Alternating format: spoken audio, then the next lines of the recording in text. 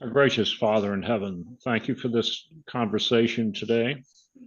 Thank you for this book edited by Thomas Torrance. As we go through it, we ask your presence to guide us and help us understand as best we can how you're working with this particular issue of with your people and your world today. We've made a mess of it, but we look to you to straighten it out, and always on our lips is your kingdom come, your kingdom come. We pray it and we ask it in Jesus' name. Thank you for it. Amen. Amen. Thank you, Bill. Good. Well, when I looked at the title of this book, I kind of wondered, what in the world is TF doing having this in his series on theology and scientific culture? It seems to be out of bounds. But I think with a particular perspective in reading it, we might say that the question that people ask of Torrance of practical outcomes of theological thinking, this book in the end is going to want to try and do that. But to say we can be careful scientists in our time and space, and again, life has moved on in the years since this book was written. It's been 40 plus years. So obviously there's a lot that could be said about the nature of how the world has changed. And yet one might say the undergirding questions that he's attempting to bring to the inquiry and the nature of the role of Christian thinking to be wrestling with those issues are all pertinent. So it's a question that we may not wrestle exactly with those issues, though I have not kept up with the conversation. So anything that any of you have to say on where the story has gone since then will be of great interest. But we will recognize this is somebody who was a specialist in their field. T.F. Torrance recognized that. This person had a sense that there is a way forward that is offered by Christianity that will not be offered by the world as it currently exists, with the values that it has around particularly energy. And that is to say, even today, the questions of how the world runs its cars and heating and powering homes and all these things, energy is a huge issue for human existence. And so it is a case study at some level about how we wrestle with these things, how we really attempt to explore all the options that are there and to recognize the options themselves may not be the issue, though it's worth making sure that we're as clear on those things as we can. But the question of the reasoning behind why we make the decisions we do with the information that's in front of us is maybe a more important question. And so that's where he wants to suggest the bigger questions are theological questions, and we want to be able to bring them to practical questions that are before us, which again, for many people, they criticize Torrance for not being as practical as could be. And so this is a case where I think Torrance is saying to Hodgson, think as best you can as somebody who recognizes a practical issue in our time that is very important and what it might mean to think as Christians in the light of that. So I think when we get to the end of the book, that there may be some sense that the principle that he is laying out may be a value for conversation to be brought forward. And maybe in some ways we haven't really advanced that much on what it is that we're doing with energy. As Ken mentioned before we started recording here, the issue of global warming, the implications of how energy is used, has become a much bigger issue here. And it really does have, I think, a lot of the same questions that would be raised in chapters 6 and 7. What is the Christian response? What is the kind of responsibility that we have in the world that we are looking at here? So the question of energy is just a recognition humans have a need, and that is a need for energy. We're sitting here using computers, and so we have electricity running our computers, and we have systems of connections that run across the planet, and there is energy implicit in our ways of engaging, right down to the way we warm up our food and the way we plug in all of the things that we have in our houses. For most of it's been a long time since we've been in a place where we didn't need energy of some kind. Even camping, it's, you have your propane stoves or something to keep you warm, maybe. So anyway, the issue that is raised, I think, is in this book is really how do we think as Christians in our relationship to a world that we have some responsibility for. So it goes right back to the Garden of Eden. What does it look like to be stewards in a world where we have needs, but also the world has a need to persist as well? And the undergirding question there is, how does God want us to operate in this relationship? So I gave a fairly extensive outline here, so I'm going to use that and encourage you all to break in whenever you feel like doing the breaking in piece. So just looking at the beginning of my opening statement, this book explores a Christian engagement with energy and power as part of the human future and how the Christian mind might engage.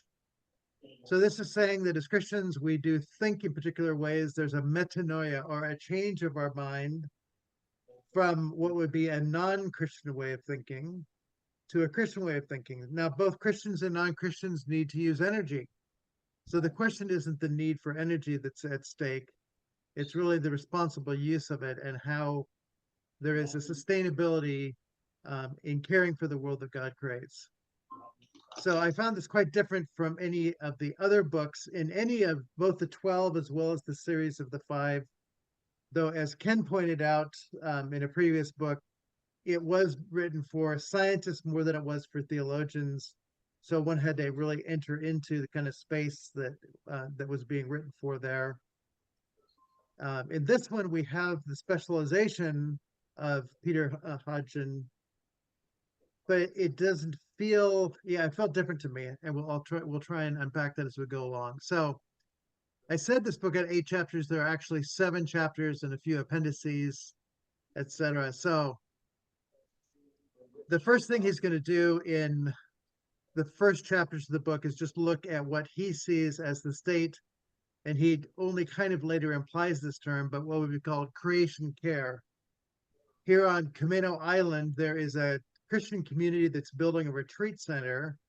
The person who is running it, building it, did a Doctor of Ministry from Duke University, and he is attempting to ask the question, how do we train pastors to think about the places where they live, the nature of what it means to not just be speaking the gospel and getting people to come to church and be converted, but to have a greening of discipleship, that part of what it means to be those who follow Christ is also to be those who care for the world in which we live.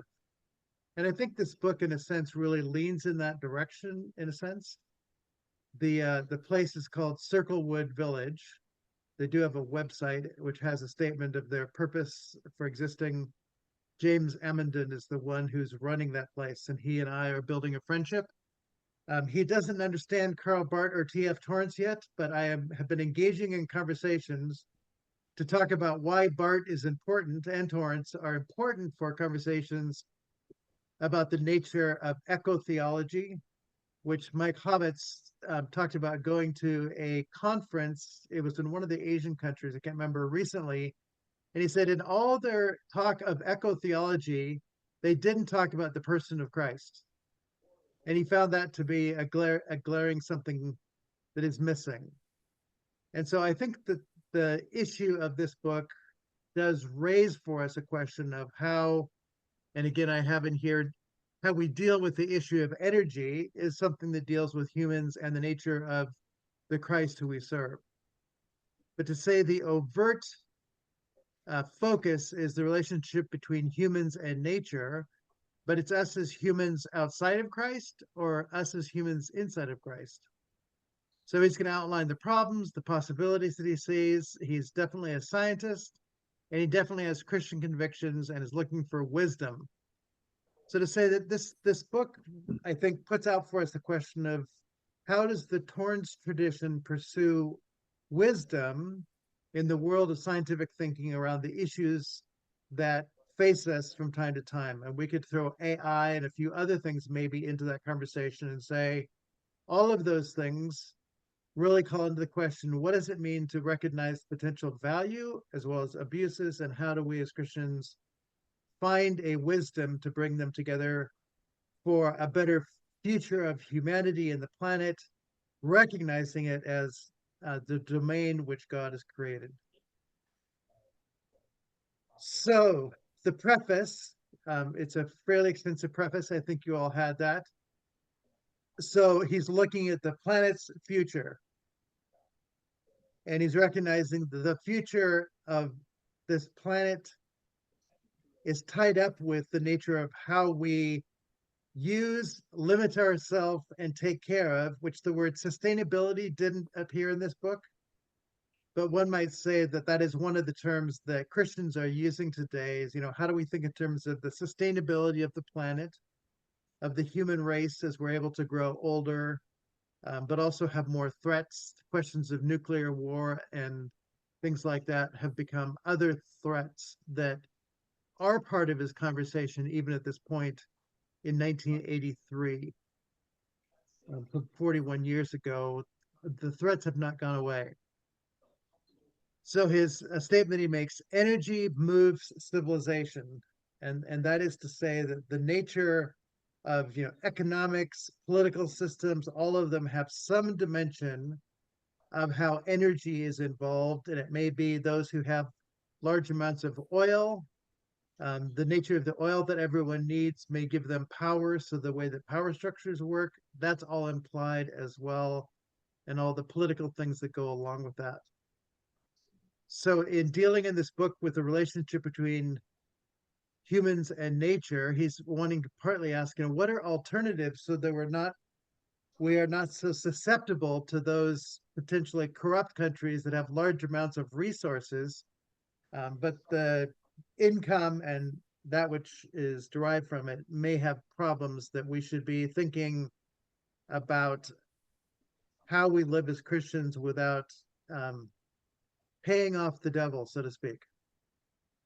He didn't use that word. That was just my sensibility.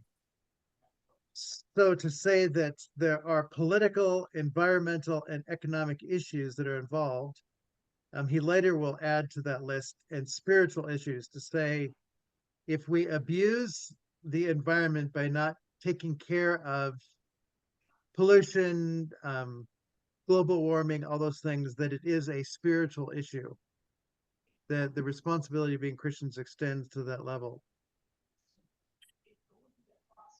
The question of whether the Bible makes that overt, I always think of the Genesis, Adam and Eve, naming of animals is building a relationship with the natural world.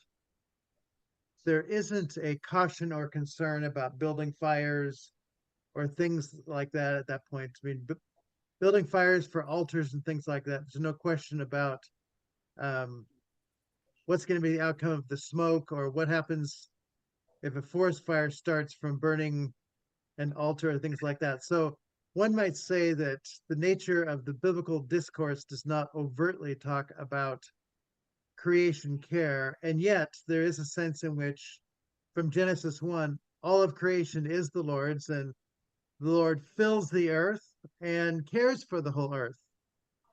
And so throughout, that language of caring for the earth is one that Hodgson's going to speak about, that we can't really say that from Genesis through Revelation that there's ever a point at which God doesn't care for the earth, and that all creation groans, waiting for a kind of fulfillment that might be there, are touch points of that. So Ken, I see that you've got something there for us.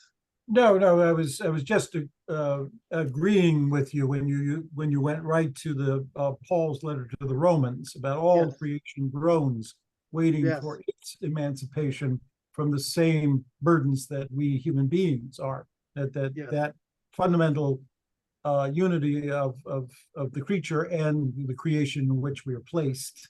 So that if we are redeemed, creation is redeemed. If creation is redeemed, we are redeemed. That there's no One form of modern magical thinking is that if it really gets bad around here, God will just rapture us off to Neverland, and then the whole creation can go to hell because all the saints and the predestined will be gone.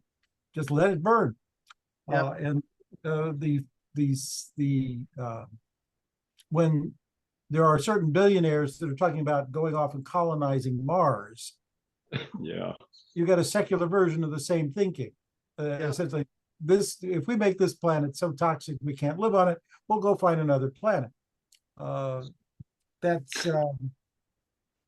Yeah, and one magical might thinking suggest for some science of the most. fiction. Science Oh. fiction is the envisioning of that whole option that somehow, someday, some way, we could leave this planet after abusing it, and that we Yeah. have the possibility.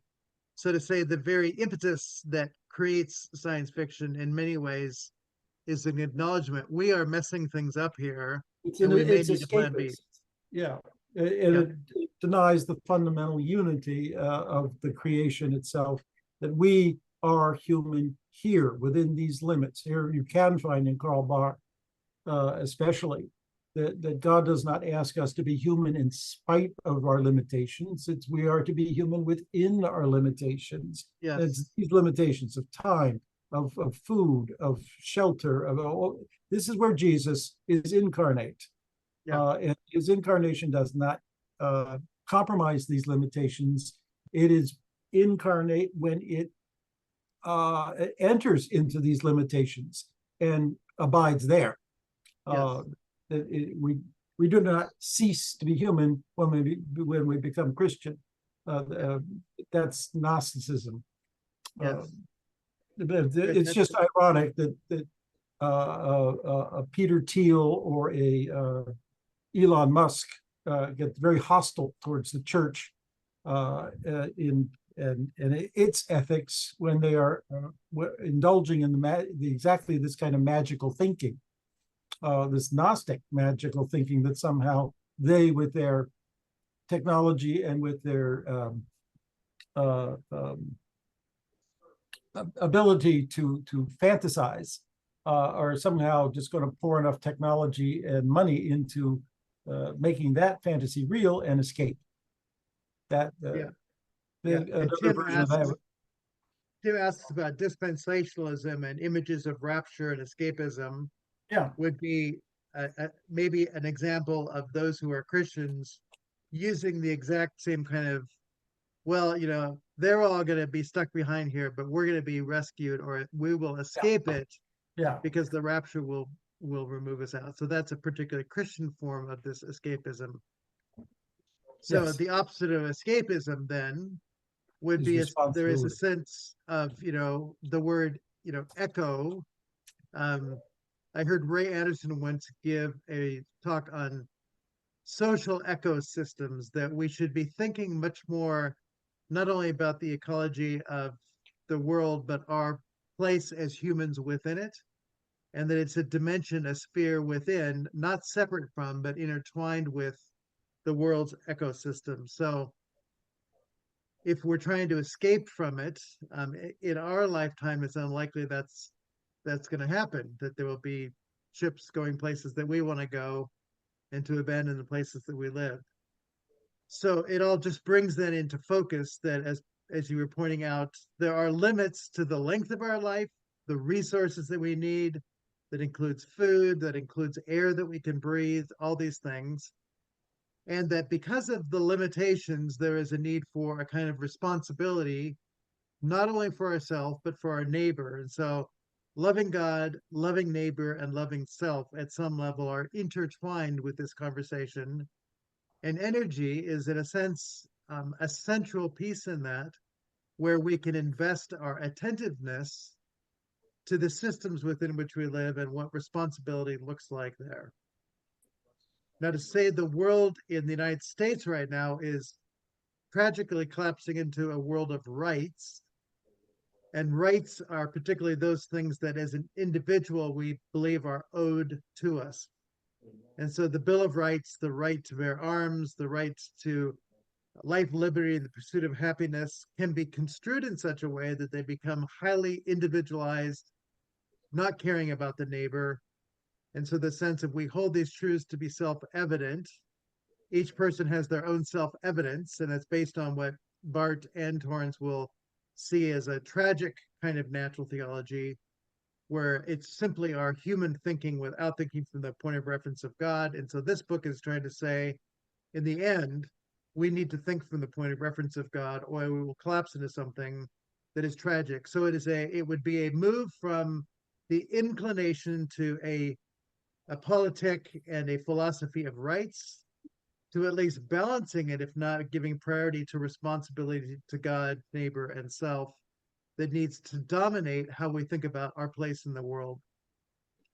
So our relation to the world then, as in these opening sections we're looking at, has implicit within it our relationship to God, neighbor, and self. The nature of we the people of the United States of America, in order to form a more perfect union, there is a sense in which the early framers of our country saw a need to all get along and not collapse into the individualism that we have today, but the dominant motif of sinful humanity is to ultimately look out for oneself. So that the last verse in the book of Judges, everyone did what was right in their own eyes. If you apply that to the use of resources, those who can get more will go for it so that the resources they have will ultimately serve them. And it really echoes then that verse in the book of Judges.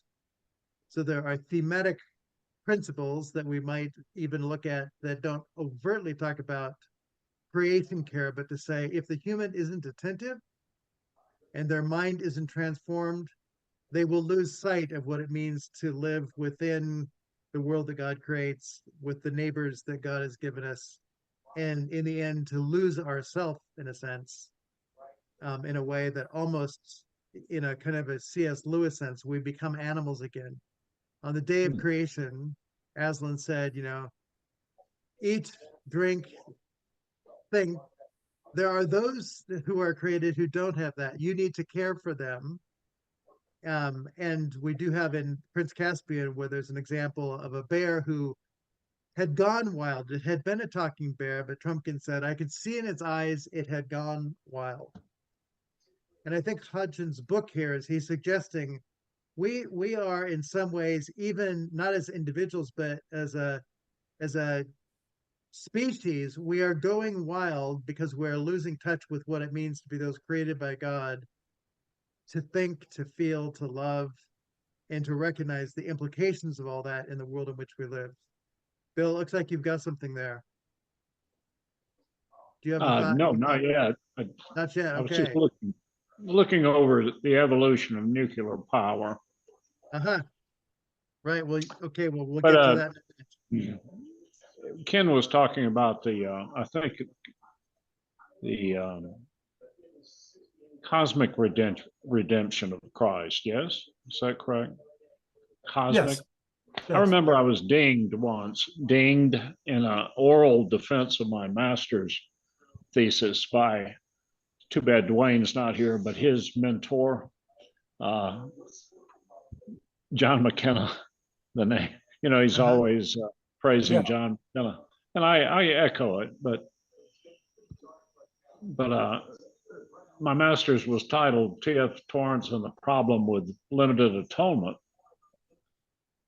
and he dinged me on. He said, "Well, you don't have a cosmic redemptive."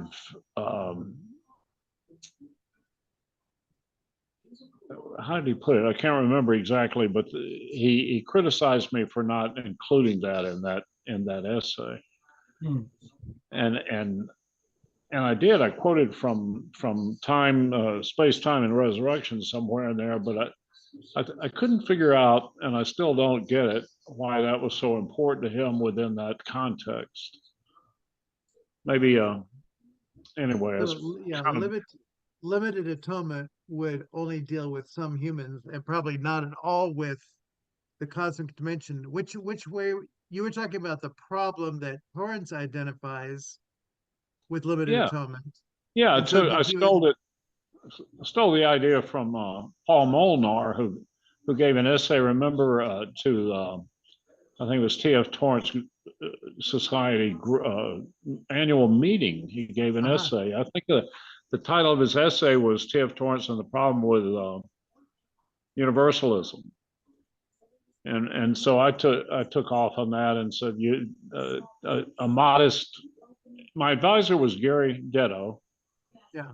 and I took off on that title and did one on the limited atonement, but he criticized me for not including a cosmic redemptive aspect. So Right. go figure. Well, yeah, well, I mean, we'll try to take that up. We may need to have you on with that document at some point. Oh no, that would not be appropriate. No. Says who? No, Gary wouldn't like that. He wouldn't. Oh, I don't know. No, it's a very modest attempt. Right. Uh, The nature of this reading group is to encourage people to be thinking within the level or the scope of what they deal with and to expand our conversation. So even if it's not perfect, it sounds like something that you are still wrestling with some of the critiques of it that could be worth others wrestling with as well. Oh yeah, it haunts me continually. I mean, isn't that pretty common? Do you go back and have? I wish I'd put it this way in relation to some of your products, your books. I wish I'd said it Um, this way. You have no second thoughts? my published books, I think, are still, I mean, the first published full book that I published is 2013. And the nature of what I said there, I think I would still stand with the things that I put in there. I have found other things along the way that it's like, oh, I wish I could go back and add this, but I don't think there are things that I particularly found that I would change. I had a professor once who said, don't publish anything until you're 40 because you'll find that you will have changed your mind. So in 2013, I was 55. So I waited 15 years past his recommended point, and I had spent quite a few years of teaching and all that. That I think there is a clarifying process. Um, I think the nature of learning is that you know why you said what you did, and somebody else may not understand it, and so you may want to clarify it for them. But you understand why you said it in the context you did. Um, but I think that we should always encourage people to be looking for things they'd like to clarify, reframe. But I don't know that I ever want to say you were wrong. It was the best that you could do at the point in time, and you have since learned things. And so I'd rather say, let's be a community that acknowledges that we've learned things rather than making it wrong, but just to enter into the process of being a community of supportive learning and not look for what's quote unquote wrong. Now, we do critique Pillock and Bultmann and others for where they went, but I will always say I understand why Tillich did what he did.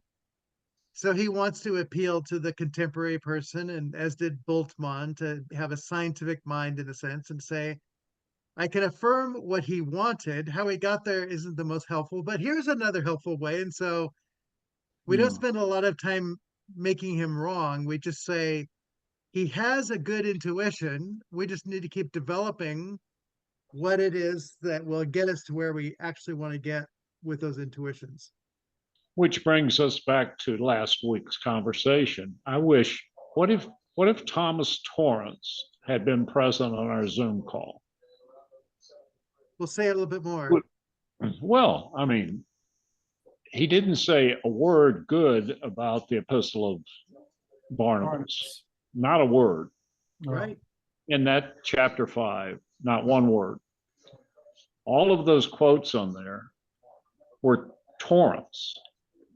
Well, Right. most of them are identified as Torrance. What if he had been on the Zoom call? Yes. what would we have said to him? Yeah. And what would he have said now to even correct himself or to say, I've learned more since then? Yeah, exactly. Yeah. And I probably, maybe Ken's closer to that than anyone. I mean, you were a student, right? Right, yeah. Yeah, it was uh, the we let's hold off dealing Oh, with next week. I uh, mean, week after next. well, you're one of the things I said when I was doing First Clement was the Tom's going to explain where he's coming from in the concluding chapter. Let's hold off reading the concluding chapter until we thoroughly work through all of what he has to say about Fair that. enough. Fair enough. And I have read some of the conclusion. Yeah, So, and that's where he puts aside his academic neutrality and Yeah. says, now we can see this is the Apostolic Fathers are working with an inadequate doctrine of grace, Yeah. which Yeah. then implies Yeah. the church somehow managed to survive for 300 years with an only so-so theology. How did that work out? Yeah. And that it then corrected itself in the golden age of patristic theology. Does that imply evolution or a developmental hypothesis? Can you then now go to Newman, Cardinal Newman, and say, you were right. The doctrine of the Trinity developed from the early church, but it was not in the early church. Tom would not accept that because, he really does think the doctrine of the Trinity is taught in Scripture itself. It is not that case. And then he would have to turn and look at traditional Catholic appropriations of the Apostolic Fathers versus essentially Adolf von Harnack and liberal rejection of the Apostolic Fathers as simply being wrong. He does not want either of these two solutions. So how is he going to work through a positive appropriation of the Apostolic Fathers without incorporating the dualism? He doesn't use the word, but it's there, that he sees everywhere in the Apostolic Fathers. To move to this issue that Hodgson is trying to steer us towards is that a lot of the ethical thinking about energy is shot through with a dualism. That the creation is what it is, and we are who we are, and we got to live in it. That sets up a classic freedom versus necessity. We can be as free as we want to be within the boundaries of necessity, and necessity is imposed. It is not part of creation. And the Bart says, I can't work with those kinds of categories. We got to think. So it's the same. Yeah.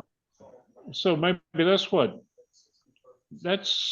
close to what John McKenna was getting at. Yeah, the eschatological thinking that says we've just read through four of these books about the scientific culture, and one of the besetting problems of scientific culture when it goes through what one of our writers called the accepted model. I think Cairns in his Dogmatics and Axiomatics. Yeah. The accepted model of science is, it is what it is. Everybody agrees it is what it is. Deal with it, and then work out your ethics as functionally as you can within those limits. And he says, and this guy says, and when you're dealing with nuclear energy, if you don't get the limits right, you're going to poison the entire planet, and you won't get a chance for a redo. So there are some real limitations for all of your. We're not going to get from here to the Jetsons, the TV fantasy, right, or even to Star Trek, where there is no problem of energy. I mean, they have a matter antimatter thing in the engine room that is providing with all the energy they need. Yep. That is a fiction that supplies that show with a solution to this problem. He's Yeah. saying you can't do that. That's magical thinking. We really need to deal with this problem, and to do that, we now need to think eschatologically. What does our faith tell us, so that we can begin to have hope? And I did want to bring up Catherine Hayhoe. This is here we go. Climate scientists cause for hope and healing. She's dealing with the same dilemma. Uh-huh. 40 years ago, we were dealing with a planet that may poison itself. She's dealing with a planet which may bake itself to death. They're both dealing with almost apocalyptic issues. It's but the same ethics. How do we live responsibly in a planet where every time we exhale, we're heating up the atmosphere? What's the date of that one? This one, 2021. Our church studied this as a group because she's an evangelical Christian. Huh. She keeps it banked so as not to scare away secularists, but she keeps saying, I want you to have hope. It's a realistic hope. It's not a fantasy hope. It's not magical thinking, and it's not escapist. It deals with the problems we've got. But you scientists need to tell me where your hope comes from. If you can't agree with me where I get my hope, let's work intellectually together to see, is there something in creation itself that inspires a hope that creation can endure with us aboard? I like that. What would you spell her last name again? Hayhoe. Hayhoe. Yeah, Hayhoe. And she, a lot of churches are starting to grab this book because it's climate scientist, chief scientist for the Nature Conservancy, professor of public policy and public law at Texas Tech University. I mean, it's all tech. I mean, she's disciplined in thinking scientifically, but she is quite able to turn to the scientific community and say, you realize within the premises of scientific culture. She have a focus on nuclear energy in that book? I checked the index just quickly. No, she doesn't. I am really astonished at how fast the dilemmas of nuclear energy were shoved off to one side, even within Barth's premises. He deals with nuclear energy only in terms of nuclear weapons. And they were not yet, even in the 1960s, building nuclear reactors for peaceful uses. And Germany eventually bought in big to atomic energy as virtually free, infinite supply of energy. And now, 40 years later, as they shut these things down, they realize they've got nuclear waste that's going to be around for 40,000 years. I mean, we'll send that to the moon. Yeah.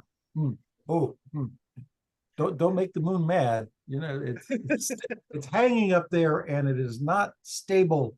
This anyway, it's growing. Yeah. Well, so the big questions of what does it look like for the issues that have gotten lost, and at one point people threw their garbage into the sea and just thought, you know, it'll go to the bottom and I'll be fine. But now we're wiser on that. And so, you know, the issues of energy are a similar kind of thing where we were just blind to the implications, and now in some cases they're becoming more clear. But it all just raised the question, how do we as Christians present wise thinking that can think beyond what we can see in front of our face and ask these bigger questions that are asked from the perspective of a God who creates a world within which we are intended to have some level of care for the environment, not only for ourselves, but the native concept of 7 generations. to No. think, how will 7 generations live in a world that I am impacting right now? So I mean, that's not a traditional secular other alternative perspective, but it is living from a kind of hope that my Mm. descendants will have a world to live in. And I think our national parks, in a sense, have that. And it's amazing how many of our national parks have um, a language of cathedrals and spiritual places and all that. I mean, there is a sense that they've seen a little bit of saving this for future generations has a dimension of something that we might call the spiritual, even if they don't know exactly what it means. There is a hint there of preservation.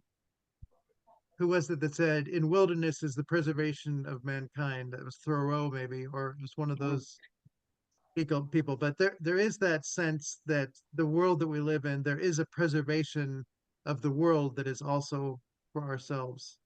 No, and just to illustrate that there is a movement out there to biocompost dead people.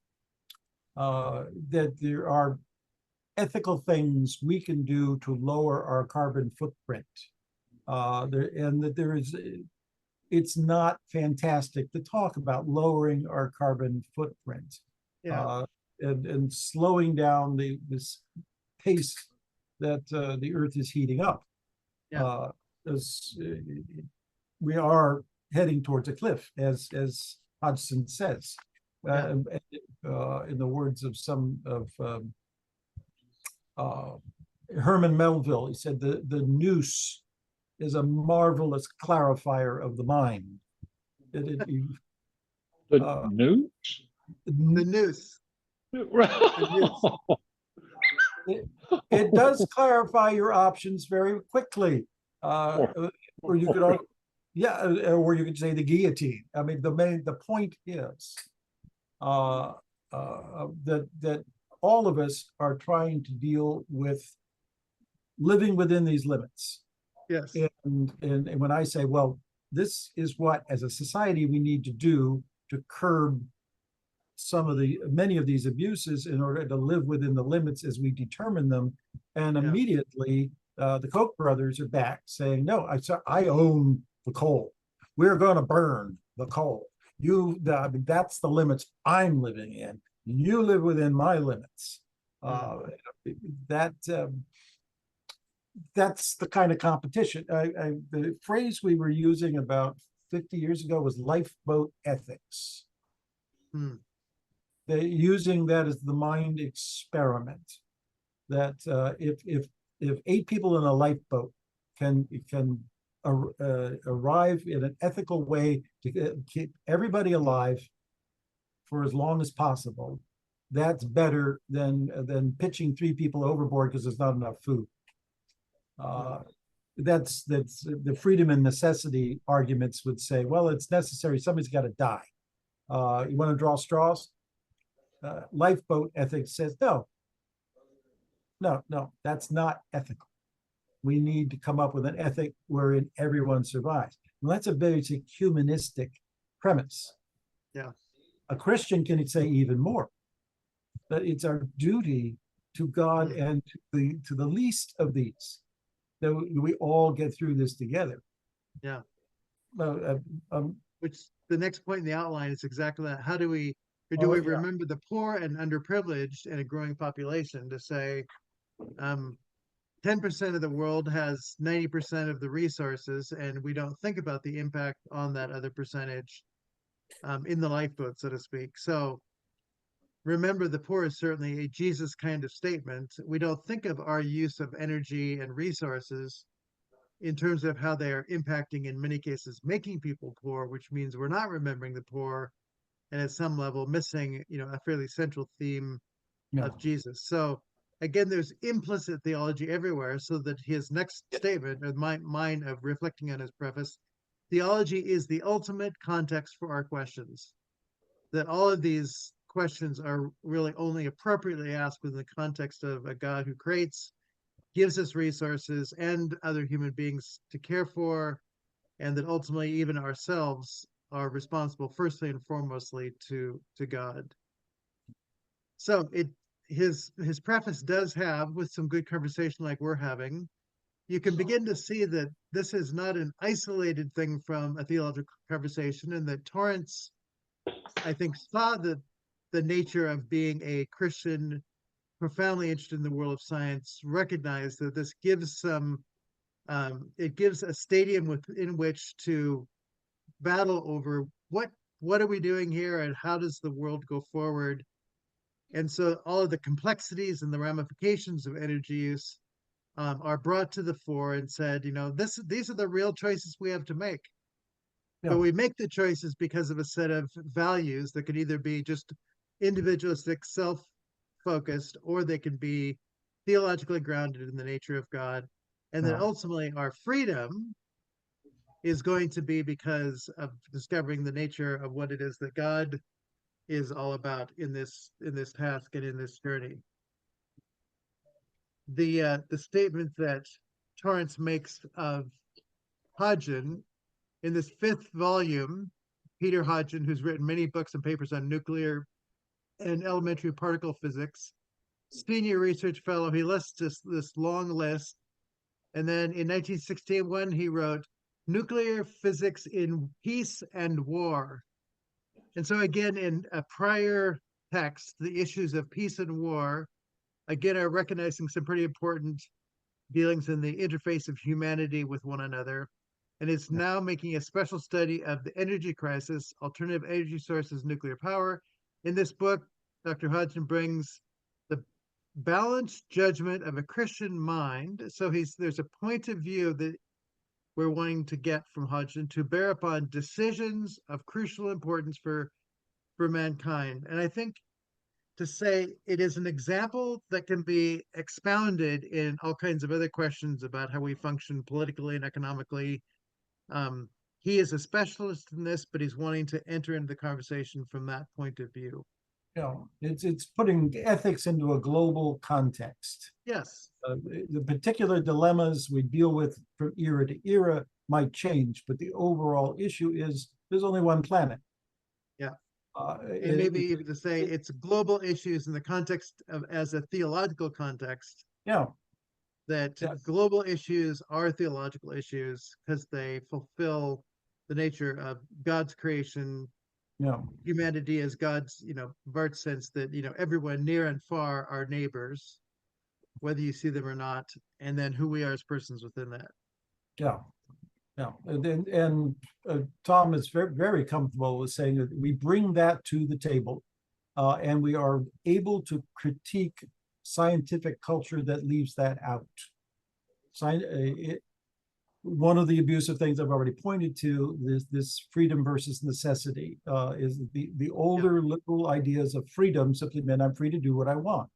I'm free to gather what I can, spend what I can, enjoy what I can. That's my freedom as a human being. Up to the point of necessity, in which case, if everybody else in town is starving and I've got everything, all right, now it's necessary. I got to give some of this stuff away. That's not true charity. That's just compulsion, self-interest, being compelled to give some stuff away in order to maintain that self-interest. None of this is Christian ethics. It's not good at all. And we see that and know that, but we have to bring it to the table because scientific culture has ruled that out from the start, that there can be no humanistic ethics founded on anything else except general human consensus. And general human consensus tends to be rather vulgar. Well, the word I can find Jack, screw you. Communist census is where we get common sense. The vote of the mob becomes the rule of the mob and becomes problematic, right? Tom loved to point out that physics that does not have an ultimate reference cannot explain itself. So that even physics itself, and we read the axiomatics and dogmatics, to say even mathematics cannot explain itself without axioms drawn from a wider frame of value reference than mathematics itself, and mathematics is not supposed to have any values. So how is that supposed to work? So the very ability to think rationally and plead and say, this is necessary because there is no other rational way to think, collapses without a theological reference. And that's one of the things we bring to the table. Yeah. Well, Bill, that leaves an opening for me to ask something I've wanted to ask for a long time. let's hear And it. that is that Thomas Torrance quoted on the Ground and Grammar tapes a mathematical theorem that says if it's true, it's not certain. If it's certain, it's not true. Right. Can you speak to that? Just, I know it's perhaps it's off the beaten path here, but can you speak to that? He's talking about it in the context of statements, right? Or Within the limitations that physics allows itself, it's the uncertainty principle, but to which Einstein, among others, would say, God does not play dice. if it's certain, it's not true. If Right. it's true, it's not certain. Within the normal field of scientific inquiry, and I'm trying to think of, well, we'll go with Cairns in his book on mathematics and axiomatics. He's saying most scientific theses are curbed on all sides by uncertainty because you only know what's within the sphere you're investigating. Outside that sphere, you don't know. So it's true within that sphere, but it's not true ultimately because you can't comment on anything outside what then you've investigated. So it's true. If it's true, it's not certain. But, and if it's certain, that is to say, if you're making claims of truth claims that envelop everything, that's not true because you can't possibly claim that. It's epistemologically impossible.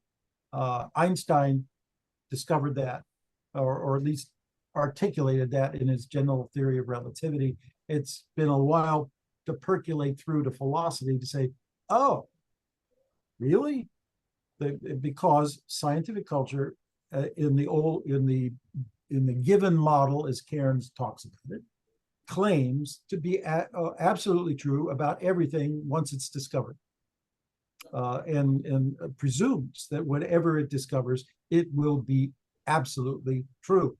And that's the basic flaw of Isaac Newton and the basic flaw of Enlightenment culture. We gotta let that go, and with that letting go, be able to persuade scientific culture to be more open to surprise, to innovation, and human values, and a sense of the spiritual. That is there, but I'm tagging that on to the end. The little couplet that you were citing, Bill, is within the strict limits of scientific thinking itself. Not good scientific, but popular scientific thinking. But real in the 1930s and 1940s, when physicists were working and trying to capture the meaning of the theory of relativity, the theory of relativity itself demonstrates the paradox. If the theory of relativity is true, it's inherently uncertain. If it claims to be absolutely certain in all places and at all times, it cannot possibly be true. That's the way the brain works, scientifically. Two other pieces on that. The book by Leslie Newbigin, Proper Confidence, is an answer to your question, where he's saying the nature of confidence is an ability to know that something is trustworthy, but when we claim certainty, there's no room for the dynamic of reality to be open. We have, in a sense, shut it down. So proper confidence in God, proper confidence in anything. Confidence is a word that allows for the dynamics of change and development to be there, where certainty, it claims unchangeableness. And so the nature of faith is a confidence in God, not a certainty that is proved to the human. And so that's the other piece, is that certainty is an affirmation, an arrogant affirmation of the human having certainty, which has made the human the ultimate judge. Yeah. There's another book called The Myth of Certainty that also deals with this question of certainty, that it's a myth because we can't be certain. The very nature of the scientific endeavor is always that it needs to be open. This is Torrance's whole open understanding of the nature of reality and scientific investigation of it, that we will always be, using Polanyi's term, a society of explorers, because we live in open systems. And so we need to be confident in what we have so far, but also open to what it is we have yet to discover. Yeah. So it's a heuristic statement, is it? It is a call to humility in our heuristic endeavors. That's right. Yeah, it's a good rule of thumb in the day-to-day practice of doing practical philosophy.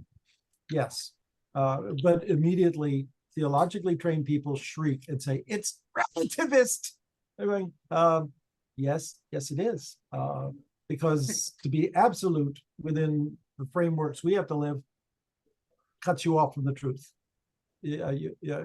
Relativity reveals more connections and more values and more relationships.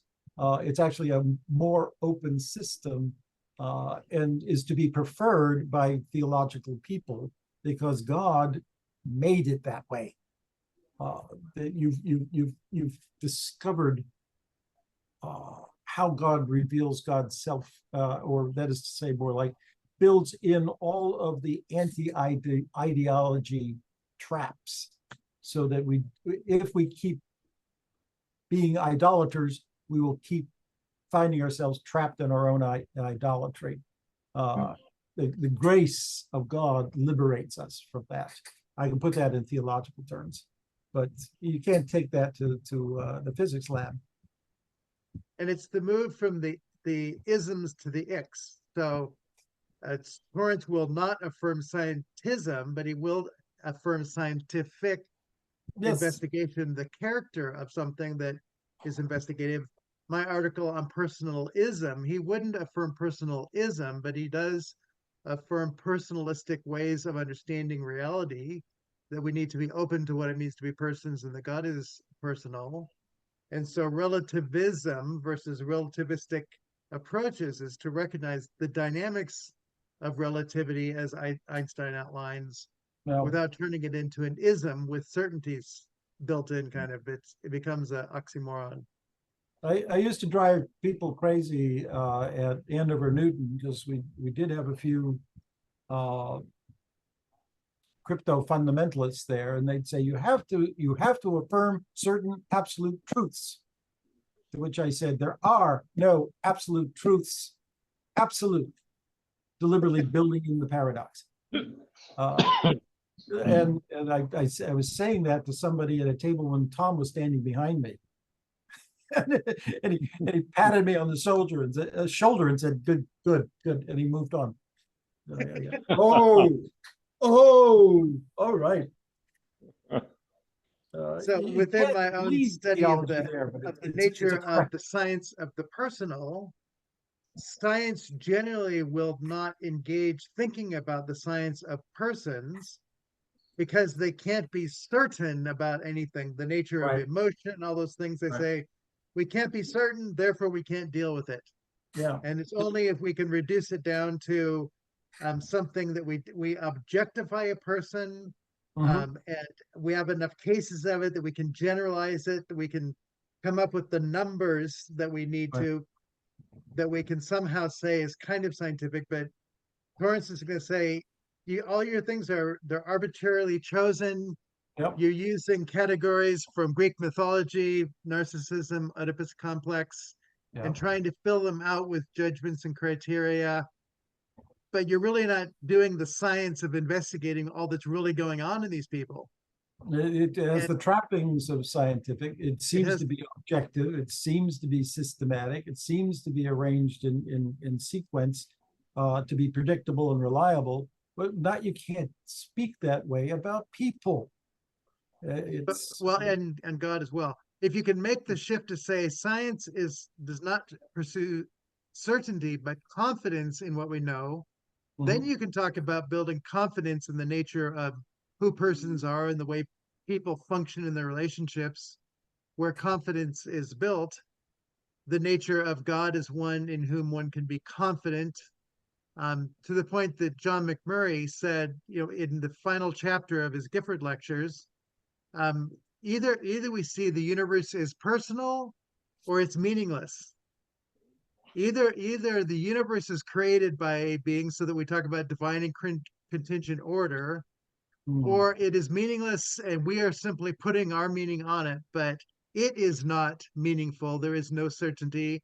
There's nothing that we can really say has meaning in and of itself. No. And so to the move he is suggesting of what it means to be Christians is to say the only way to find meaning in the universe is to acknowledge that it is created by a person. And the meaning that we find is within that.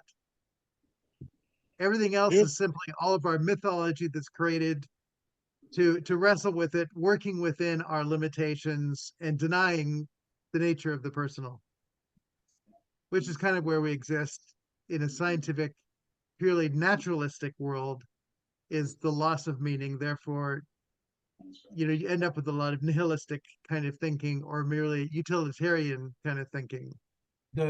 So some earlier versions of this was the kind of Marxist thinking in the Soviet Union in its first 30 or 40 years. Yeah. They essentially said the party will tell you what is true.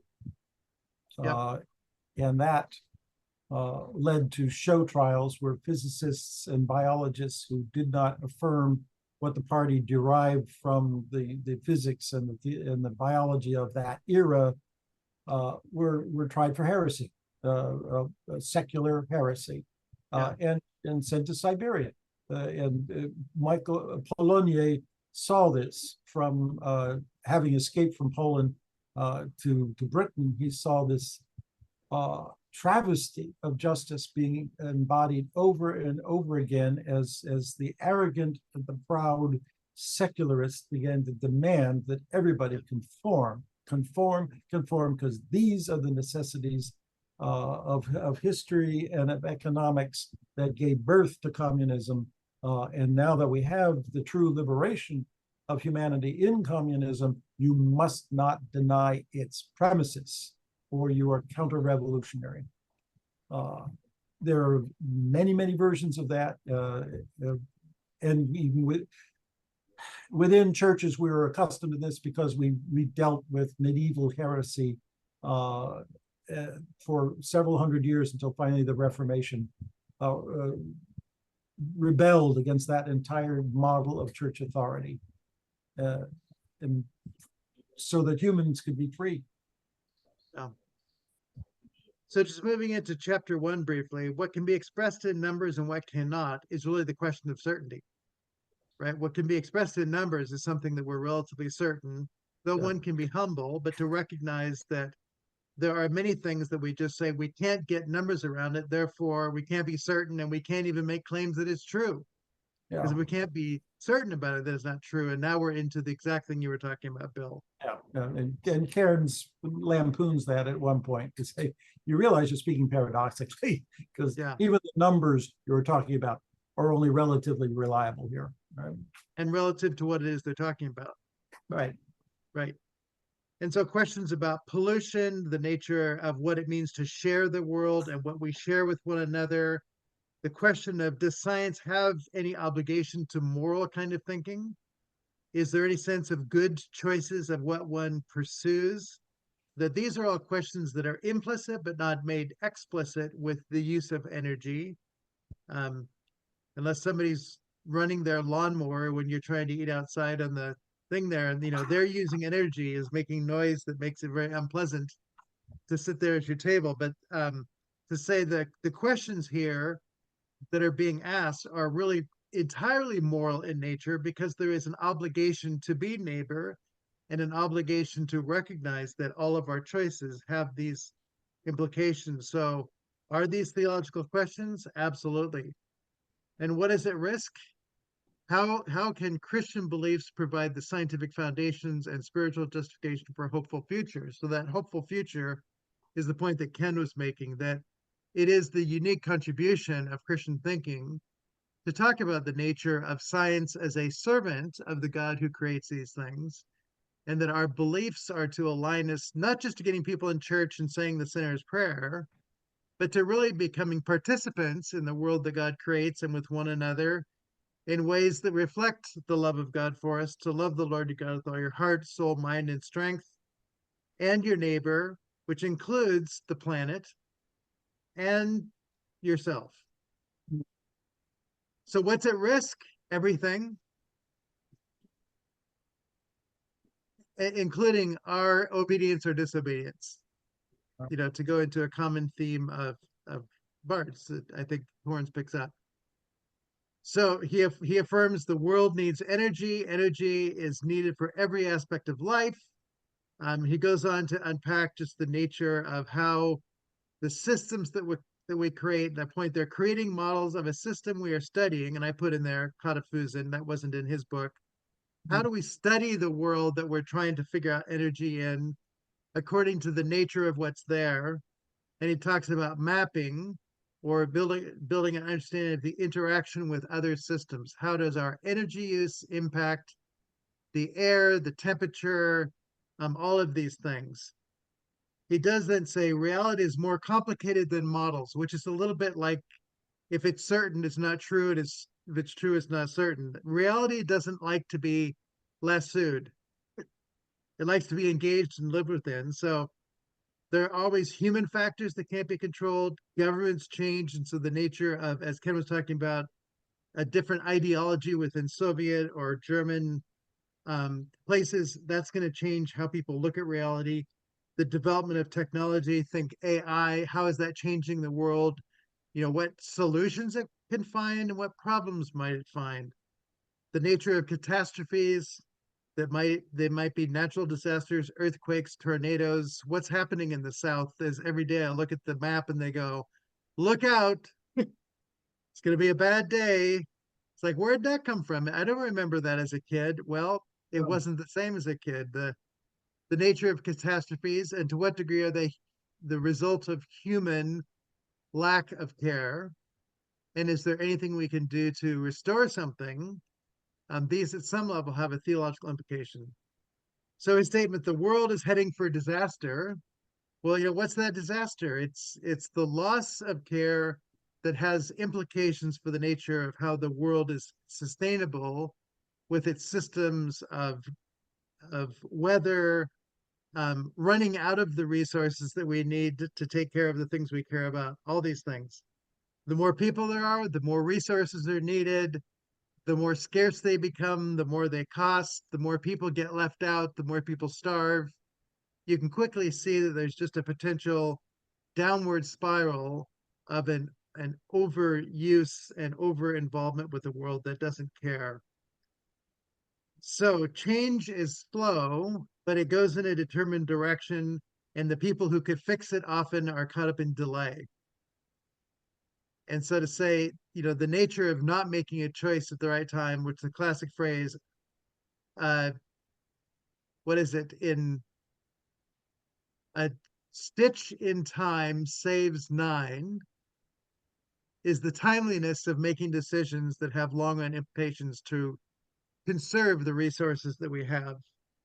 So resources are being used at an increasing rate. Can we trace those things? Can we even recognize that that's an issue? There's lots of deniers of global warming out there. If you're in denial, you will not do much. So denial of climate change, one could say, is a theological issue. You are not paying attention to the nature of reality. How do we reduce the demand for these things? How do we recognize developed and underdeveloped countries and their needs? Excuse me.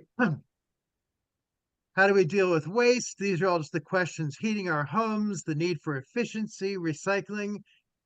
AI may be an answer to many of these things that we haven't seen. So we want to recognize that sometimes the tools of technology can be helpful. Jesus was called a carpenter, but the word behind carpenter is what? Do you know in Greek the word behind the word carpenter that we translate carpenter? Technon. Oh, really?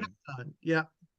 We've I didn't made know. it just a carpenter, but my friend who's a blacksmith said there's no doubt in his mind that Jesus also made the nails and things that would have also been required to make a house, that the technology that was needed to build homes, Jesus learned those things. So to say, in his time, he developed the technology to serve the neighborhood where he grew up in such a way that it lays out for us the possibility of asking, how does technology serve God and not become destructive of others?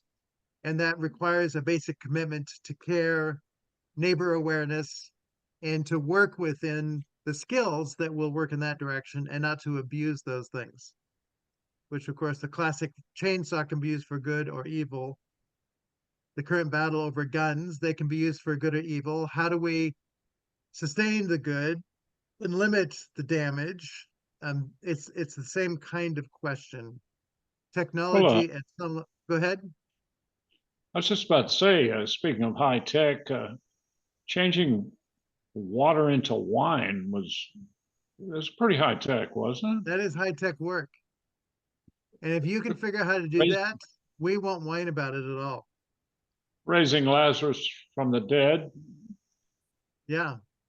Yeah. Well, and one could say, that the nature of healing, the nature of hospitals and healing and the medical sciences that heal people is akin to, but not at the same level, Jesus healing, and the nature of making good wine Yeah, and food and healthy food is akin to Jesus turning the water to wine, though not at the same level. I It is get it. taking that which is common and repurposing it for higher purposes. So that's all good. Chapter 2, I'm not going to go into much, but just say fossil fuels are limited and diminishing, and um, Yeah. generally you're within some level of efficiency that in the end they are heating the planets, they are being used up. So the sustainability of it is going to be limited at some point, if not in our generation, at some generation, and the impact is happening now. Right. So there are dimensions of now and future dimensions.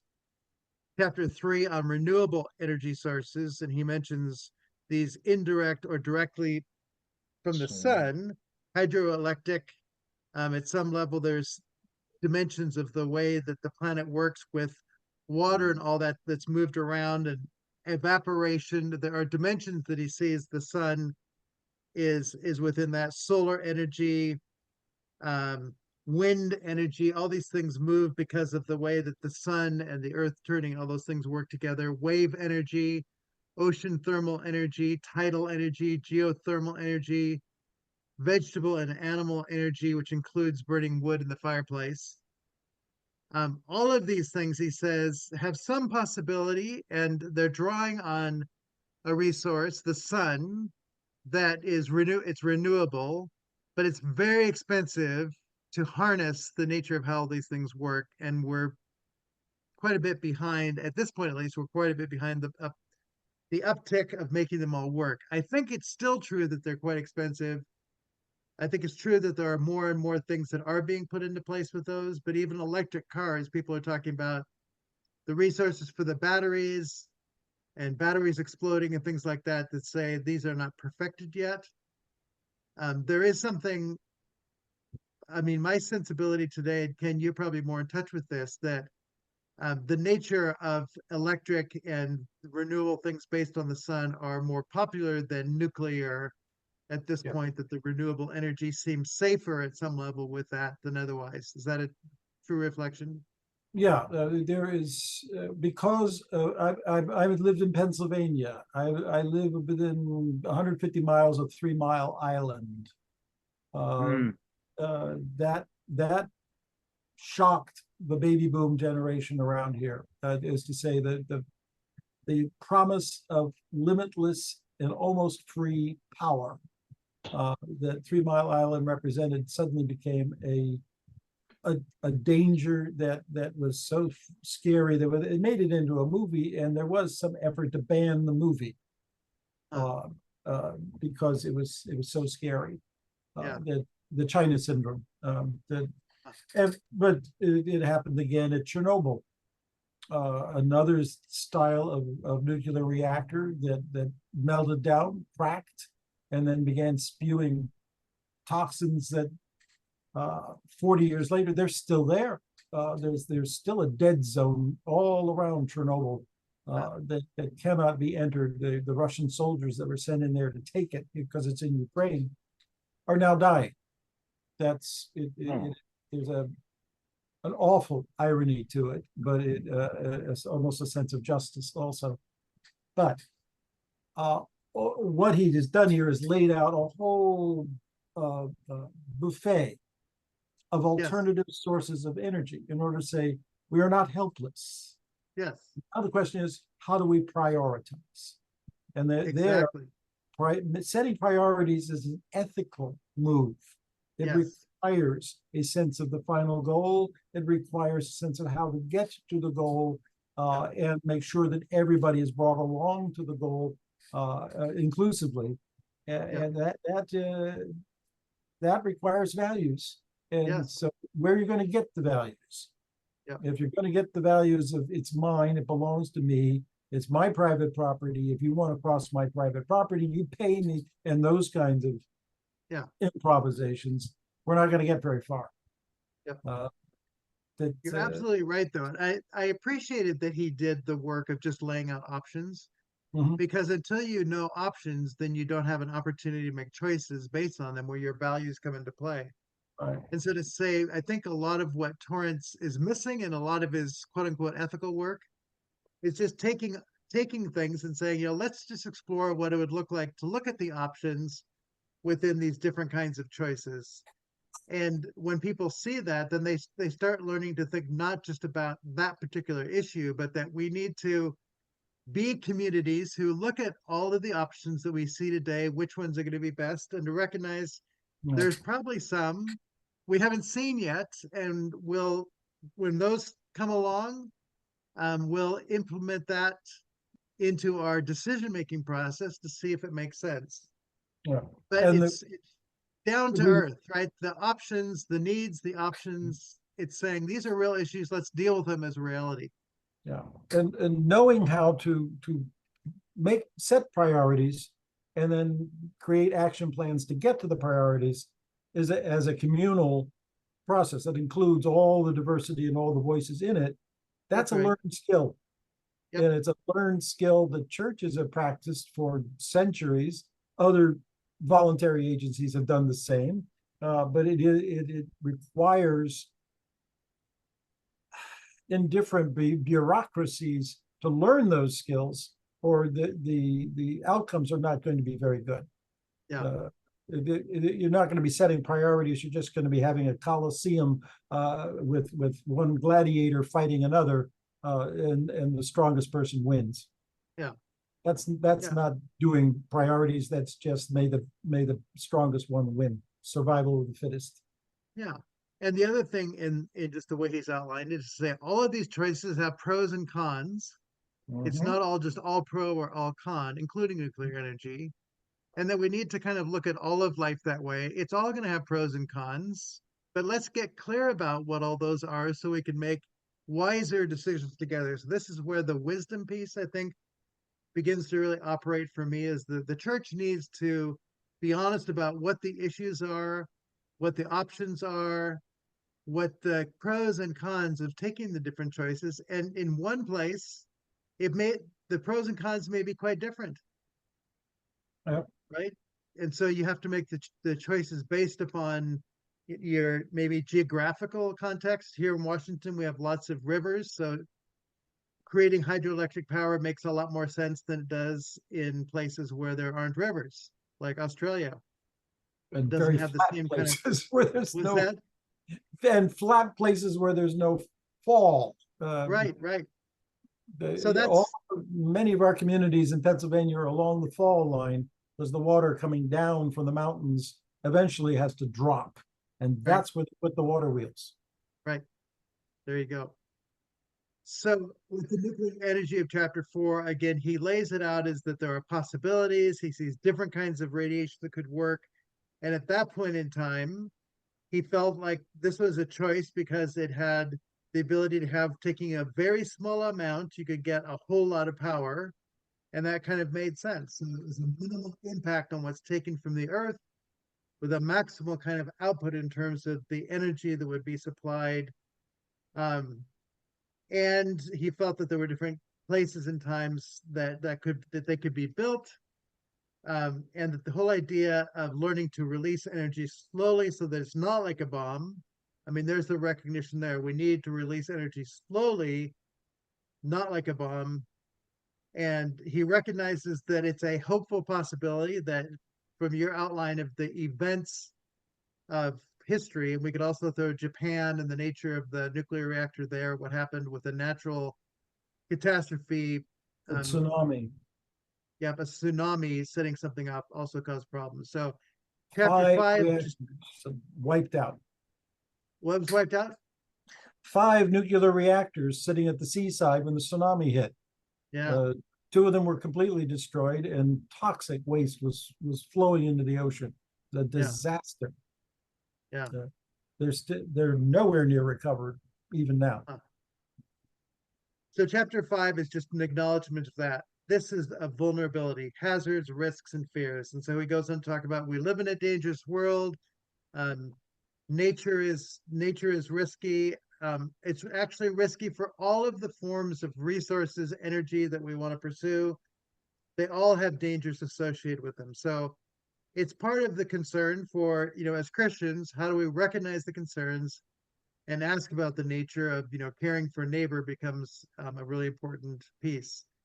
And of course, under C there, the opposition to nuclear proliferation, weapons, radiation scare stories, genetic effects, reactor accidents, the hazards of nuclear power, nuclear terrorism, radioactive waste, protecting the environment, and fear at large organizations, the nature of just treating the world as impersonal.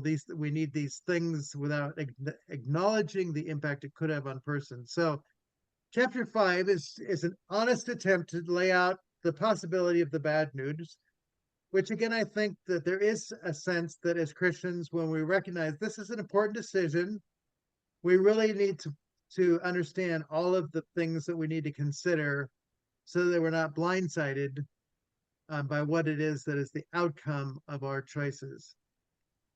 So moving on to chapter 6 then, man and nature.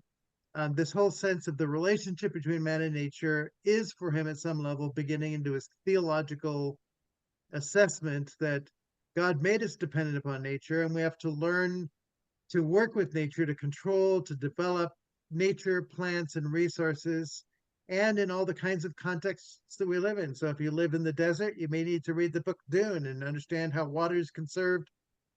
Dune was written by somebody who lived in water poor kinds of areas. But to say that there's a contextual understanding for each community, each group of people as to what does it mean to be responsible in the place that we live. And it's not the same for everyone. So it requires community wisdom. So the ideas of attitude towards nature, you use the word values, Ken. I think that is the question, that, attitudes are the values and hence the choices we make. We are going to use resources. We are going to develop technology. And the question is, what is the best technology and how do we best preserve and use so that it comes out the best for everyone? Yeah. The question, do we have a right to use resources as we choose, is, to say only if we have some level of responsibility to do the best we can. But to say the language of rights separated from responsibility is basically the language of sin. I want to do it because I want to do it, and I don't care what anybody else thinks or how it impacts them. And I'm worth $40 billion, so get out of my way. Something like that. Yeah. So Where did I we are blind to the nature of a kind of a raw lights language outside of the language of responsibility. And as Stan Grintz says in his book on ethics, that the nature of ethics is that ethics does have us living in communities, and there are things that are owed to us, and we can call those rights. And then there are also things that we owe to others so that everybody's getting what they need too. It's the interplay of rights and responsibilities that deals with the particular person in the context of the communities in which they exist. Framed that way, you get something closer to the mutual care where the world cares for us and we care for it. That is the language of rights and responsibilities towards the earth. So what is our responsibility to understand the consequences? That takes forecasting and seeing if we use these resources or don't care for them, what will happen. That's where the footprints, carbon footprints and all that comes into play. So he takes a brief history of science kind of where he says in the early religions there was no distinction between God and nature, and so they didn't have any ability to judge between them. So the stars were God speaking to them, and the mountains that were exploding were the gods who were mad at them, and everything was intermeshed, and so there was no distinction. The Hebrews, which we would call the whole Hebrew Old Testament, made a distinct difference between God and creation, and that God is the creator, and we are those who live in the creation. The world as God made it is good, and humans are part of nature, and so we're dependent on God and that which God makes, the nature that God makes. So he's tracing really the story of the Old Testament and the God who, Yahweh, who creates that. He goes on to then say a T.F. Torrance kind of statement: the relationship between God and nature is the basis for science. So that's divine and contingent order. And that is a uniquely Christian development, which is it Harold Turner who wrote as a Christian. He works with Lesslie Newbegin's work and talks about the nature of the history of science, that only Christian forms of thought within religion have allowed for science to develop. It's entirely dependent upon that. This author specifically cites Stanley Yaki. Yeah. And his book, The Origins of Science and the Science of Its Origins, overviews the historiography. You can't draw a straight line from the doctrine of the Trinity to Isaac Newton. It's just not possible. But you can draw a straight line to, I think Torrance at least draws a line from the Trinity to electromagnetic fields as discovered by Clerk Maxwell. That it was because he had a Trinitarian thinking he was able to think fields, and that field thinking is what led to Einstein. And so I think he would argue that the nature of what he calls modern science, Maxwell, Einstein, is because of an appropriate understanding of the nature of God. I now have a shelf full of books of all sorts of scientists who credit the early religious thought, and specifically Christian thought, that it essentially emancipated rational thinking of the Greeks to be able to think even deeper, wider, and more thoroughly. You could say that it was a necessary contingency, but not sufficient. Because it's always tricky to make an argument from history that says these two things occurred at the same time. So did one cause the other? It gets tricky. I pursued Tom for decades because I think he's right. And you will find it even in Barth's Protestant theology in the 19th century. It was there. Yaki was publishing when Hodgson was writing this book, and Tom would refer to Yaki routinely when he was in this section of his lectures. When we get to theological science, maybe there'll be more there. But he's one of many religious philosophers who kept telling science, you really do owe some of your intellectual freedoms to Christian thought.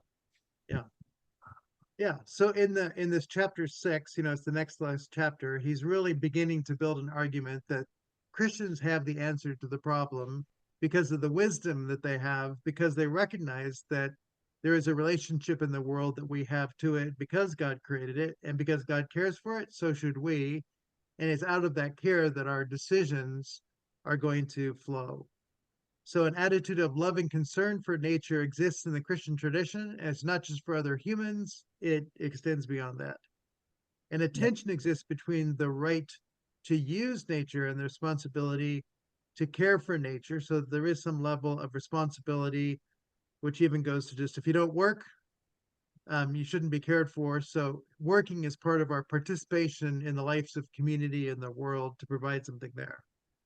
In the medieval world, nature is created for human use. And so you have this move away from the theological underpinnings, and nature is seen more as a resource to be used. Hodgson says that evolutionary thought developed into saying that humans are interdependent with creation. We are part of the animal world, the natural world. We all share DNA, even though we're distinctly different. 17th century science, Hodgson says, the humans moved dominating nature. Here is the great break, and I think this may tie into the Torrance's assessment of Newtonian thinking that has lost a sense of the value of nature and that we're here to dominate and control, and that so the nature of science has developed 17th, 18th, and 19th century becomes more and more human-centered. The human takes priority, maybe as a translation of the word enlightenment. The enlightenment is the human takes priority, and God is dismissed, and the priority of the world is also dismissed as the human takes priority. So he argues that the Judeo-Christian perspective is to develop the potential of nature and avoid misuse. That there is a using of nature, that there is an appropriate even take meat and this meat and eat it. You know, all food has been declared clean is part of a nature, and that there is a place for using that, even though vegans will maybe not want to quite go with that. So utilizing science and technology to extend scientific knowledge is to protect, develop, and avoid problems. So they have a direct kind of connection that the very task of science and technology is to serve a theological agenda of being those who are caregivers under the care and concern of God living in the world. So, I mean, he's at this point, he's really made theology foundational and critical for an appropriate use of science in a way that kind of corresponds to Polanyi's, I think, insights and what develops for Torrance. And Go ahead. It's a worthwhile apology for Christians to continue to engage science and for science to take Christianity seriously, because there is a huge backlash out there in popular scientific culture that religion ruins everything. Religion crippled science in its origins. Religion locked down and forbade and censored and crippled. And even the whole notion that humanity was set in the garden in order to exploit the garden was the beginning of the ecological crisis. Yes. Those like biologists and people who think holistically about the biosphere are always looking for ideologies that separate themselves out and exploit the bios and say, and God gave it to me, and so I can use it any way I want to. It's mine.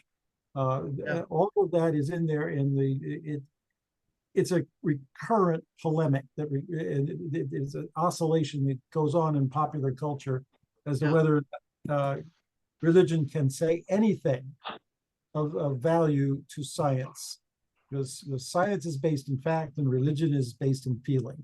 Those are two basic falsehoods that several of our books have explored just recently for us. But it's out there. Boy, is it there. Yeah. So I think this is a helpful progression of thoughts. And the very next word, dominion, means creation care, not exploit, I would say there, just as a footnote on what you said. So to even recognize how we read these words allows us to get directed in a way that is affiliating ourselves with the agenda of God. Thy kingdom come, thy will be done. That dominion is caring for the creation that's there and developing a concern for nature. Hodgson identifies with St. Francis that he, in a sense, opened up an awareness of developing concern for nature, which he saw developed in the work of St. Benedict, where there's a sense of stewardship that Benedict saw creating places where monasteries begin to really discover the nature of caring for the land and for animals and developing good beer and wine and other things that have become important for us today. centers of agriculture and learning. We think of monasteries of people just exiting in the world, but he's saying no, the monasteries were actually a place where centers of scientific learning found their beginnings, and that they were more concerned about restoring the world, and that's supposed to be converting. Somehow I got concerting, but it's they weren't just institutions of getting people religiously out of the world. Monasteries in the tradition of Benedict were about engaging the world in wise ways of functioning that engaged the everyday kind of life of agriculture and the care of food and drink and all those things. So for Benedict, and out of those traditions, the human perfecting nature, he saw it as taking the fruit of the land and making things out of it that were serving the community with food needs and storage and all those kinds of things.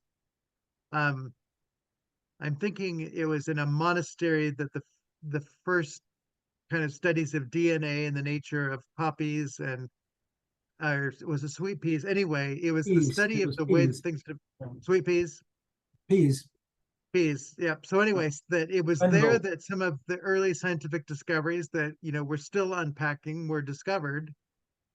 So the human understanding, and to the degree that that's possible, perfecting, maybe this is a little bit of a water to wine kind of thing, Mm. depending upon how you like your beer, to say that there's a history that starts in monasteries in how we developed wine and beer that is some of that. So he says the future of well-being is at stake, that these Christian thinkers saw well-being as what was at stake for them. And so the places they built and their use of those was for the good of humanity. So enjoy the benefits of civilization, and the value of ecology is the balance that Hodgson is looking for. We don't have to leave civilization. We just need to value what it is that we as Christians contribute both to and from civilization, and to think ecologically as those who are Christians and for the good of those who aren't. So the quote, the Christian response to the hope of a better life, and there's that word hope that you mentioned, Ken, Yeah. is to provide the means for its realization scientifically, theologically, and there he throws the word in, and spiritually. And I think that what he's trying to propose in this last little development is that the spirituality is actually what's going to undergird the nature of the ability to really be scientific and technological in ways that are appropriate. Yeah. So if we put the spirituality at the beginning of that, then we have the ordering of thought Hodgson is saying this book is proposing.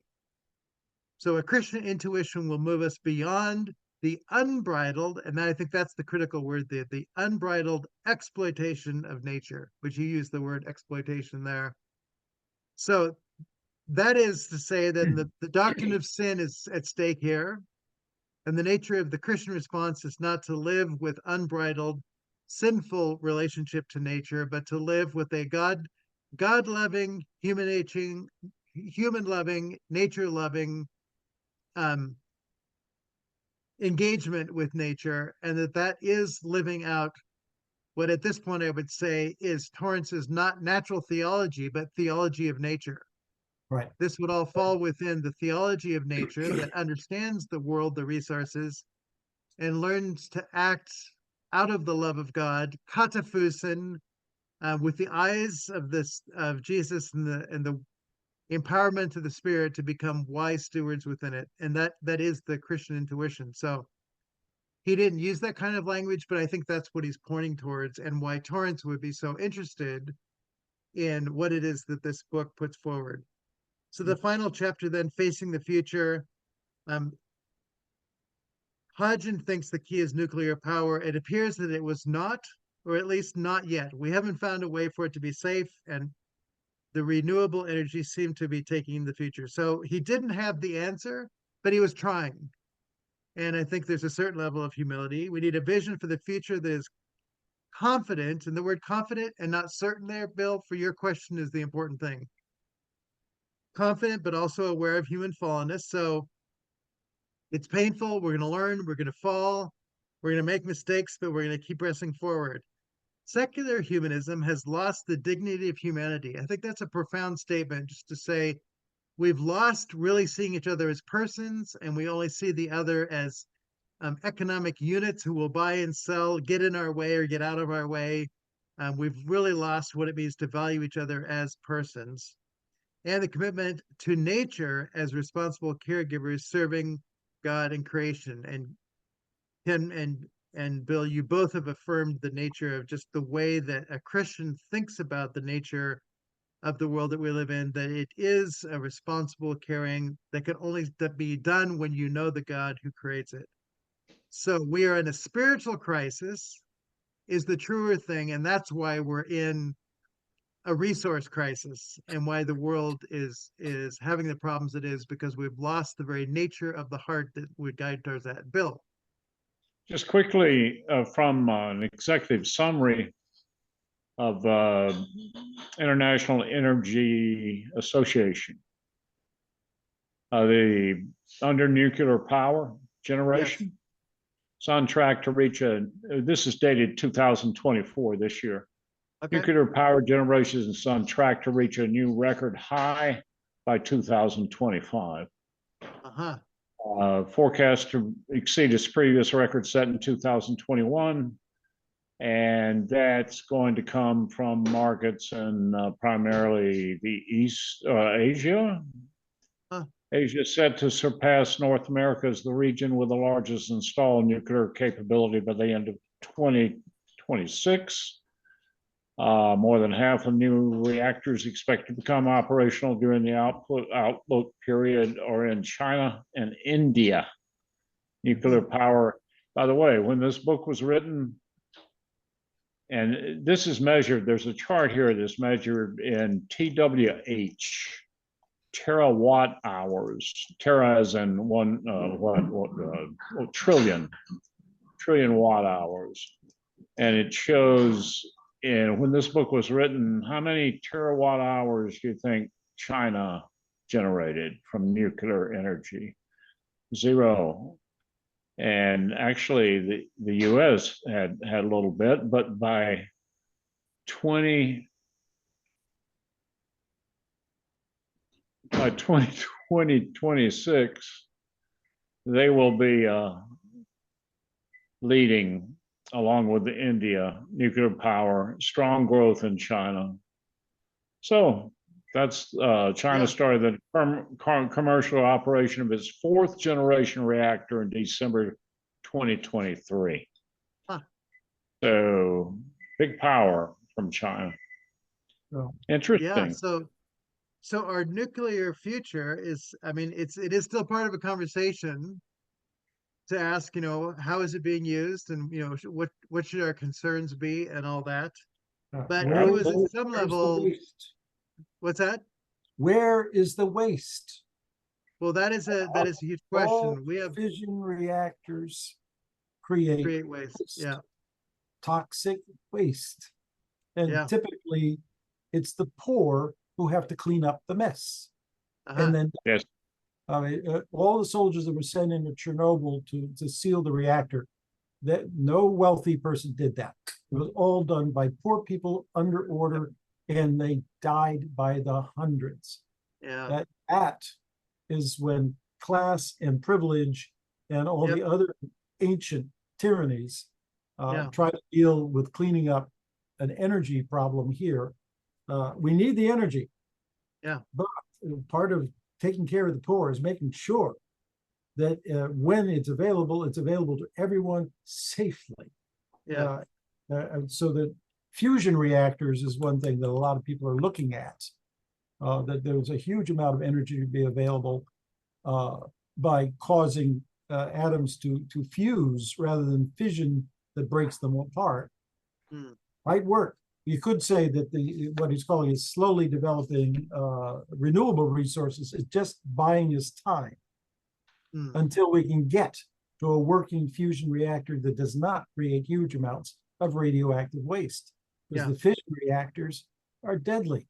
If we could all have a nice reactor about the size of a freezer chest, and you just hook it up and get years of energy from it, and then the guy comes by with the truck, picks it up and takes it away to get it recycled.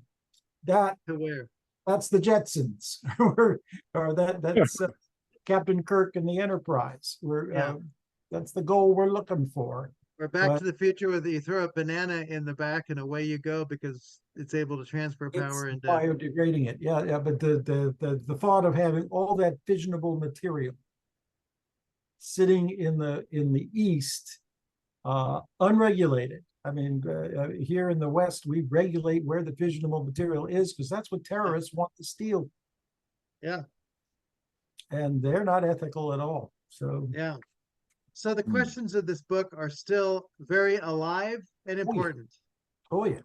So, I mean, the fact that we kind of don't think about it and that this book is probably not read much. I mean, it's hard to find and the question's not raised. And you do have a book that you looked at there, but to say there are huge global implications. Yep. Saving us. But I mean, and you say you have a shelf of books like that, or is that one a bit unique?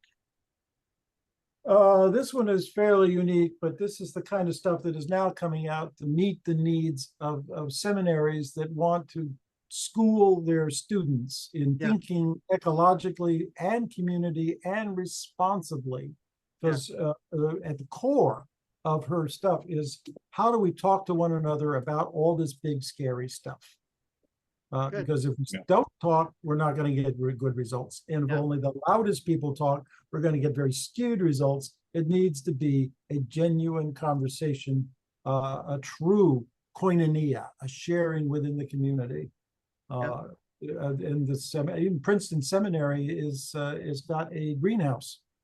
They're trying to train people how to grow vegetables. It's a metaphor for how to cultivate a kinship with the earth. That a lot of us suburban kids, nature is crabgrass. The thing to do is mow it. No, cultivate it. I could see a similar book being written on mental health, where it's just, how do we think about mental health and what are all the options we have to get mental health and what are the issues of prejudice and availability of guns and the trauma of TV and the internet, and to say all of these would have to be considered in a book that was written by somebody like Hodgson, and saying, the place we would have to consider all these things would have to be from a theological point of view, where we can ask the question about, what health looks like in the first place, to then recognize the threats to health and answers to those threats and all that. I haven't seen anybody writing that book. And I want to point out that they are already designing chips to go into people's heads to make them think better and feel better. Is that mental health or is that Frankenstein? We have no idea. That's a good question, isn't it? Yes. So the final chapter is called Facing the Future. And I mean, everything we've been saying these last few minutes is really that question. So to say secular humanism has lost the human, therefore, what will the future look like if that is the driving force? Who's sitting at the steering wheel? So the nature of Torrance having this book written at some level is calling theological thinkers to recognize the need for the practicality of addressing the issues of our day and to face the future with a kind of courage that is a theological courage that includes all of the problems and the possibilities. And come, let us reason together, might be a phrase that would be used towards the end here. So where I say there, we could live in despair and a meaningless universe and planet. That's where a lot of people are going. I mean, the loneliness and despair and depression that is an increasing problem is a result of maybe a lack of really the church dealing well with these important issues of our time. We could see we live in a purposeful creation made by the one who intends to care for our lives and all of life. That would be the call of the church. We may have the freedom to learn from and follow to the best of our ability. And we can learn from God and from other people who are trying to figure out answers. I mean, I don't think we need to exclude all humans in that. We need to discover our vocation, and that includes people who pick up garbage and those people who build houses and all of those vocations. What it means to do what they do concerning the creation and the future of that within it. We cannot continue as selfish, pleasure-seeking exploiters of the earth. That's a little condensation of what he said towards the end there, but that to say that is the doctrine of sin. That's the world we live in. And that is the general inclination, I think, of much of humanity, at least enough of the time. People have good days. People have wonderful days with their families who they're loving, and then they have other days where they're blind to the implications of their choices. And the nature of the best of Christian discipleship is to help a whole life kind of engagement that moves towards that. And so the final little paragraph at the bottom there, loving neighbors includes all the needs of our context, including their physical and spiritual needs. We must follow the command of Christ for now and in the future to love the least in practical choices. So again, where the book started to sound like it's a bunch of talking about things that are, almost half a century old, suddenly it's talking about everything that matters today, all the things we're still blind to that we need to be awakened to. It becomes quite prophetic, and it becomes quite theologically pointed and quite practical, at least with the questions, even if it doesn't have all the answers.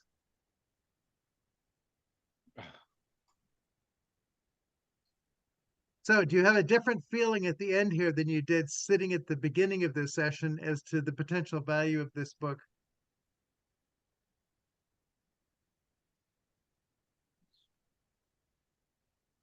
I was sure it was there. You were sure?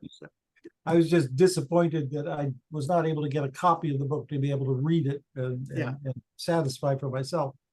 Yeah. And if you still have an urge for that, I do have the book, and I have the ability to scan this and get it to you if that would be of help to you. Bill has access to it. I'm not sure if that's an easy way to gain access to it in a readable time slot, because it give you 1 hour access. Is that what you said, Bill? Well, you can renew continually. It used to give you 2 or 3 days or a week, actually. But these days it's just 20 or 1 hour and a little button you can renew continually. Sure. And it So lets you anyway- search and it lets you search and cut and paste. Yep. So, Yep. So anyway, there are a number of possibilities for you, Ken, or other people who watch this in the future. Where is the place, Bill, you found it online? If oh, people were looking- archive.org. Okay. Good. So we want to make that available. It is available for those who would want to spend some money.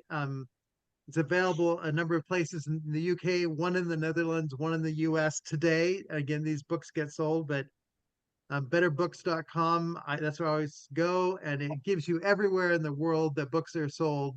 They Also, monitor the all of library. them. The What's library that? as well. Yeah. The library is also another possibility, and I think it's WorldCat will tell you the library closest to you that holds books. So that is another possibility to do a library search. Yeah, you have to really now. I used to be able to do that with these books, but now they require you be associated with an institution, educational institution. So I don't know how many copies were ever printed. There may be 5,000 altogether, and that's now yeah. 3 decades But ago. hopefully a number of those are in libraries. Yeah, Princeton. And there'll be one in Princeton. there'll be one at Princeton, yep, and there's probably one at Regent. And so anyway, those are the kinds of things where I think if we know that people are interested in books and there's not one within 1,000 miles, that part of this community is that we can try and get access and do what we can to get those things to them. I do have a copy, so that means there is right at hand the ability to scan and make things possible like that. So, well, this has been, I think, an invigorating hour, and hopefully is a beginning of many other conversations and thought processes about the nature of T.F. Torrance's work in a broader context than just the life of the church or science kind of proper in the way that he does it, to really go into these world engaging, culture engaging kind of conversations, and to say those are all very appropriate. And this book really just sets out kind of a paradigm more than answers. It says, if you're going to do this work, look at the possibilities, look at the worries, help us to think through what wisdom looks like in the face of those. And let's keep moving forward together as a community of explorers, again, using Polanyi's term. And Marty, what kind of energy will you be employing this time next week out in the woods of Canada? So in Canada, we're actually going to be staying at a cabin that belongs to my stepson. It's a family-owned one, multiple families. So I you will said be you in a said cabin. camping. You said camping. Well, Yeah. camping, I mean, we have a blow-up mattress. So we'll be in a Oh, blow-up mattress and a sleeping bag. okay. So Gonna put a large helium balloon up above the treetops with a wire attached to it to get Wi-Fi from Toronto. Oh, this Or is Lake something like Lake Christina is just north of the Canadian border, north of Spokane. I'm not sure if there's Oh. Wi-Fi there or not. that. That's No. where I'll be. It's line of sight. uh, There is Okay. there's a story. Kurt Vonnegut wrote a story about a future time when the world was vastly overpopulated, and the government was encouraging people to commit suicide. They wouldn't come right out and kill you, but there were suicide parlors. And when you were sick and tired of the drudge of living in tiny little places, eating miserable little food with no room for anybody else, you could go and die. And it follows a person as he tries to make his decisions, and then he finally consents and signs the form, and he's laying on the bed. He says, "But one thing before I go," and she's saying, "Yes, sir. Hold still. I'm just about here." He says, "What are people for?" What are And then he people dies. What are people for? That is a theological question. It sure is. And suicide, cultural suicide is not the answer to it. Right. But it's where we're going, left unattended. And Yes. so it is a call to the church to recognize people are for something that God creates, and that is living lives meaningfully connected to God and one another, and serving and caring for the world and enjoying it all. The sense of joy and gratitude that are to be the mark of our lives. We aren't just to stay alive, survive. We are to live with a thriving way of being that truly enjoys all that it is that God gives. And I will enjoy Canada on Lake Christina next week. So we will not be meeting next week. The following week we'll have Tom Noble, who will nobly take us through the Shepherd of Hermas chapter in T.F. Torrance's doctorate, The Doctrine of Grace in the Apostolic Fathers. So that'll be fun to have Tom, the amazing Tom Noble, to lead us through that as we march through. And he has been part of our conversation, so he won't have quite all of the formatting that we've had with the people who've been sitting in here. So it'll be nice to have a fresh perspective on that. And he is quite a Torrance scholar himself. So Tom on Tom. It's a tom-tom kind of thing. So there we go. Tim, it's good to see you waiting there in Friarway, Ireland. So good. Blessings on you, and hopefully you'll have a good week off and read some good things. Todd, good to see you as well. All these tea people as well. So take care. See you 2 weeks. have a good trip. Thank you.